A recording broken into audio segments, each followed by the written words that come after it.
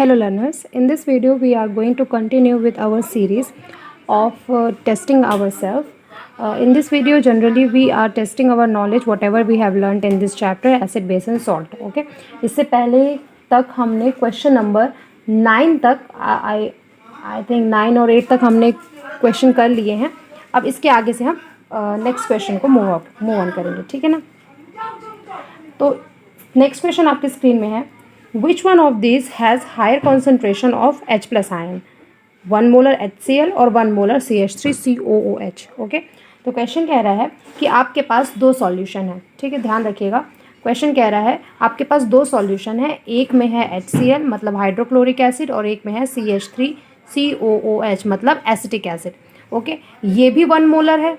Okay, और ये भी 1 मोलर है. मतलब इसका कॉन्सेंट्रेशन की हम बात करें, मोलर क्या होता है? मोल बताता है कि किसी भी सॉल्यूशन में जो सॉल्यूट है, ये एक सॉल्यूट है HCl. ठीक है ना. सॉल्यूट मतलब HCl के कितने मॉलिक्यूल्स इसके अंदर हैं वो बताता है. ठीक है ना. तो 1 मोलर, ध्यान रखिएगा, मोल और मॉलिक्यूल एक नहीं होते हैं, कभी भी नहीं होते. मॉलिक्यूल का एक ग्रुप होता है फिक्स नंबर का, जिसको हम एवोगैड्रो नंबर बोलते हैं, उसको हम बोलते हैं 1 मोल. ओके, तो ये आपको कंफ्यूज नहीं होना है. फिलहाल इसके बारे में हम डिटेल में आगे चल के स्टडी करेंगे. फिलहाल आप बस इतना ध्यान रखिए कि ये दो सॉल्यूशन है, एक में HCl है, एक में CH3COOH है. दोनों का कॉन्सेंट्रेशन बराबर है अपने अपने सॉल्यूशन में. तो आपको ये बताना है कि इन दोनों में ज़्यादा H प्लस आयन, ठीक है ना, ज़्यादा H प्लस आयन किस में होगा, इसमें होगा कि इसमें होगा. क्वेश्चन ये कह रहा है. तो आपको नॉर्मल लॉजिक लगाना है कि इन दोनों में H प्लस आयन कौन रिलीज करेगा ज़्यादा. ठीक है ना. ये हाइड्रोक्लोरिक एसिड, ये एसिटिक एसिड. मैंने आपको पढ़ाया है इन दोनों में ज़्यादा स्ट्रॉन्ग एसिड कौन सा है? हाइड्रोक्लोरिक एसिड ज़्यादा स्ट्रॉन्ग है. और स्ट्रॉन्ग एसिड होने का मतलब H प्लस आयन जो ज़्यादा रिलीज करता है. ठीक है ना.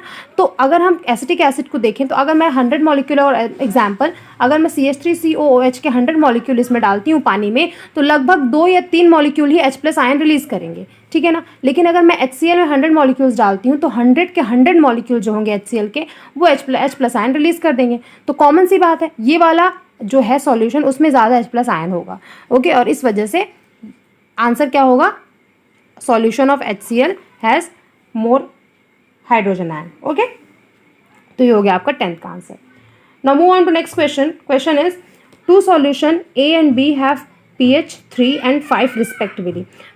Which of the following two solution has more hydrogen ion concentration and which one is more acidic? Give reason for your answer. Question कह रहा है कि दो सॉल्यूशन है, इसमें भी दो सॉल्यूशन है. ठीक, एक सॉल्यूशन का नाम हमने रख दिया A और दूसरे का B. एक का pH है 3 और एक का pH है 5.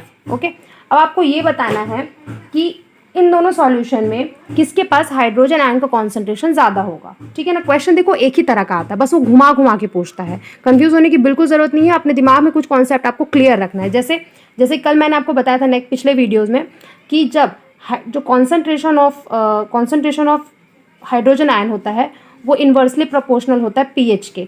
मतलब जितना ज़्यादा हाइड्रोजन आयन कॉन्सेंट्रेशन होगा उतना उसका pH कम होगा. इसका एक्सप्लेनेशन मैं डिटेल में अपने पिछले वीडियो में आपके साथ कर चुकी हूँ. और आपको ये याद रखना है कि जिसका कॉन्सेंट्रेशन ज़्यादा होगा, किसका कॉन्सेंट्रेशन H प्लस का कॉन्सेंट्रेशन जिसमें ज़्यादा होगा वो ज़्यादा एसिडिक होगा. ठीक है ना. मोर एसिडिक कैरेक्टर ज़्यादा होगा उसके अंदर.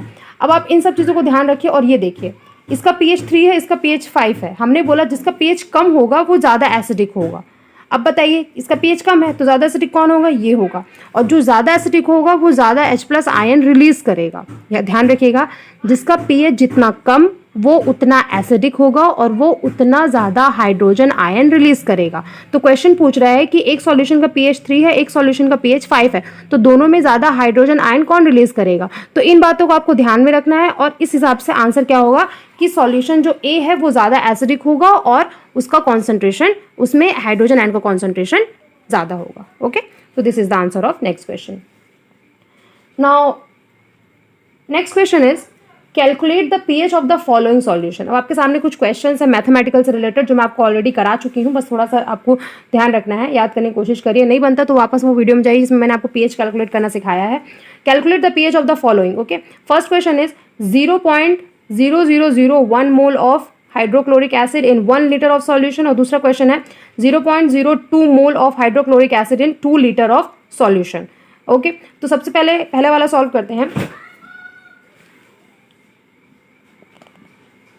ओके, पहला क्वेश्चन है कि 0.001 mole of HCl in 1 litre solution. Okay, अब देखो 0.001 को हम कैसे लिख सकते हैं, 10⁻³ लिख सकते हैं, ठीक है ना। पॉइंट के बाद जितने नंबर होंगे उतना -3 चढ़ेगा, ठीक है ना। अब देखो ये हो गया। अब ये क्या है, HCl में हाइड्रोजन आयन का कॉन्सेंट्रेशन है और हमने कैलकुलेट करना सीखा था माइनस लॉग और हाइड्रोजन आयन का कॉन्सेंट्रेशन, सॉरी -3, ठीक है ना।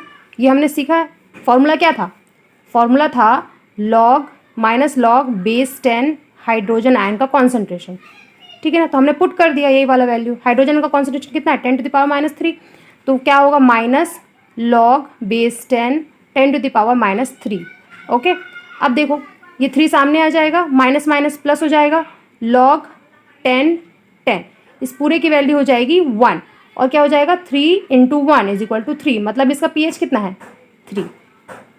समझ में आ गया। तो 1 लीटर सॉल्यूशन में अगर HCl के मॉलिक्यूल 0.001 है मोलर है तो उसका pH हो जाएगा 3। इस तरह से आपको सॉल्व करना है। अब नेक्स्ट क्वेश्चन कह रहा है, ये फर्स्ट था इसी क्वेश्चन का, और इसी क्वेश्चन का सेकंड कह रहा है कि आपके सामने दूसरा सॉल्यूशन है 0.02 mole of HCl in 2 litre solution. अब आपके सामने 2 लीटर सॉल्यूशन है, ठीक है ना। कितना है, 2 लीटर सॉल्यूशन है। पहले आप 0.02 को 2 लीटर है, पहले इसको आपको 1 लीटर में चेंज करना है। अगर 2 लीटर में इतने मॉलिक्यूल है तो 1 लीटर में कितने होंगे, तो इसको डिवाइड कर दो, कितना आएगा 0.01 आएगा। अब इसको आप 10⁻- चढ़ाइए, -2, पॉइंट के बाद 2 नंबर्स हैं इसलिए हमने -2 चढ़ा दिया। तो ये क्या आ गया, ये हाइड्रोजन आयन का कॉन्सेंट्रेशन आया है। ओके, हाइड्रोजन आयन का कॉन्सेंट्रेशन आया है। अब देखो वैल्यू पुट कर दो, माइनस लॉग बेस 10 10⁻²। ये तो हम खुद जानते हैं, अगर जिसकी पावर माइनस में चढ़ी रहती है वही उसका pH होता है, लेकिन फिर भी कैलकुलेट करने के लिए मैं फिर से आपके सामने कर देती हूँ। ये माइनस ऑलरेडी यहाँ है, ये 2 माइनस सामने आएगा तो माइनस माइनस हो जाएगा प्लस 2 हो गया, लॉग बेस 10 10, इस पूरे की वैल्यू हो जाएगी 1 और pH आ जाएगा आपका 2, ठीक है ना। समझ में आया। तो इस तरह से आपको सॉल्व करना है। ज़्यादा टफ क्वेश्चन नहीं था, हम ऑलरेडी इसको पहले भी कर चुके हैं, कोई नई बात नहीं है हमारे लिए। Okay, now move on to next question. Okay, so our next question is determine the pH of the solution when hydrogen ion concentration is। इसमें भी आपको 2 क्वेश्चन दिया जा रहा है। पहला क्वेश्चन है 1.0 × 10⁻⁻8 मोल, ओके, और दूसरा है 1.0 × 10⁻⁻4, ओके। ये आपका सॉल्यूशन का मतलब ये आपके हाइड्रोजन आयन का कॉन्सेंट्रेशन है। सबसे पहले इसको सॉल्व करते हैं, pH निकालना है आपको, बेसिकली आपको pH बताना है, ठीक है ना। तो इसको लो, तो आप उसको लॉग वाला वैल्यू पुट करो, तो क्या pH = माइनस लॉग बेस 10 और हाइड्रोजन आयन का कॉन्सेंट्रेशन, ये फॉर्मूला है। और हाइड्रोजन ये जो पूरा वैल्यू है ये हाइड्रोजन आयन का ही कॉन्सेंट्रेशन है, तो इसकी जगह पे आप वैल्यू पुट कर दो, माइनस लॉग बेस 10 1.0 × 10⁻⁻8, ओके। अब हम लॉग नॉर्मली जो जानते हैं लॉग कैसे सॉल्व किया जाता है, माइनस अगर मल्टीप्लाई में है तो प्लस में कर दो, ये माइनस बाहर रख दिया, ये लॉग बेस 10 एक बार इसको दे दो 1.0 और प्लस किया, फिर ये लॉग 10 और ये हो जाएगा 10⁻⁻8, ओके। अब देखो इस पूरे की वैल्यू कितनी हो जाएगी, 0 हो जाएगी, ठीक है। ये हम पहले भी डिस्कस कर चुके हैं।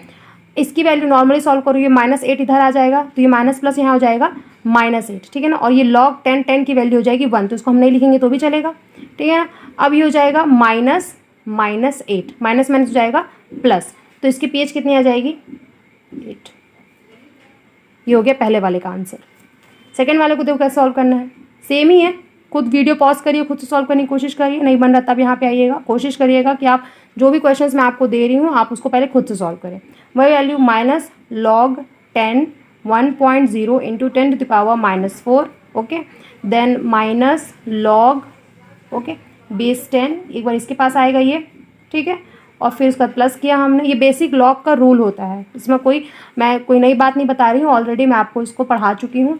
Next is log base 10 10⁻⁻4, okay. ये हो गया माइनस,